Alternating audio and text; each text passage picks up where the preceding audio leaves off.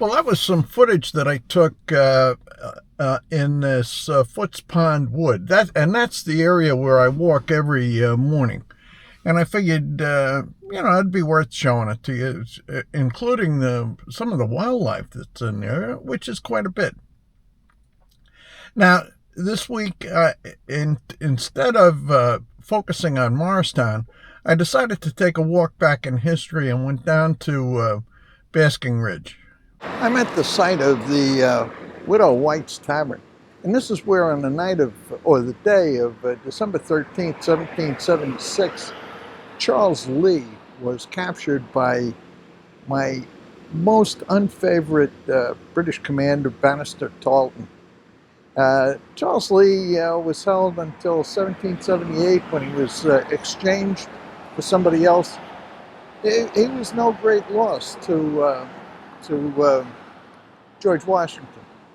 Now, it turns out I'm right across the street from St. James's Church, and what I'll do is I'll try to get some big-time pictures of this.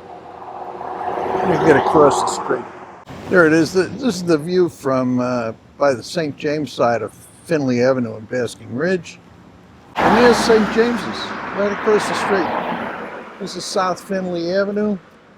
And you just come across here, and the next thing you know, there's where the Widow White's Tavern was. Yeah, he was captured by Bannister Tarleton. I hate Bannister Tarleton. Well, you may be wondering why it is that I hate Bannister Tarleton. And I'll tell you, the fact of the matter is that if you focus on the Revolutionary War in the South, he was the British commander who was ultimately responsible for the massacre at Waxhaws. Now, the reason that I wanted to stop at Cowpens in South Carolina on the way up was because that was where he got spanked. Anyway, that's a little bit of history for you. I sure wish the Widow White's Tavern still stood there, but it just plain doesn't. All you got is that little sign.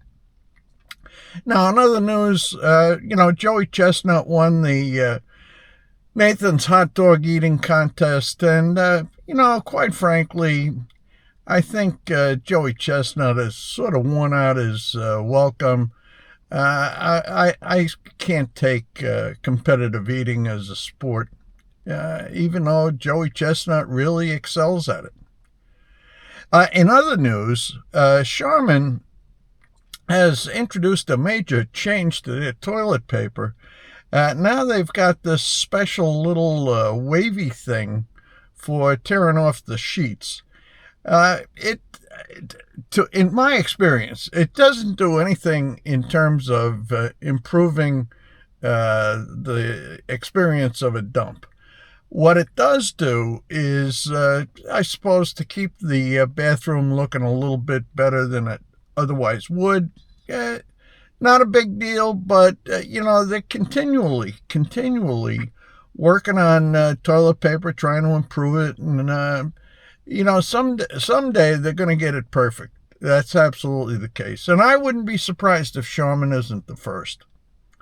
Anyway, that's all I've got for this week. I'm going to see you next week. Check in. Take care.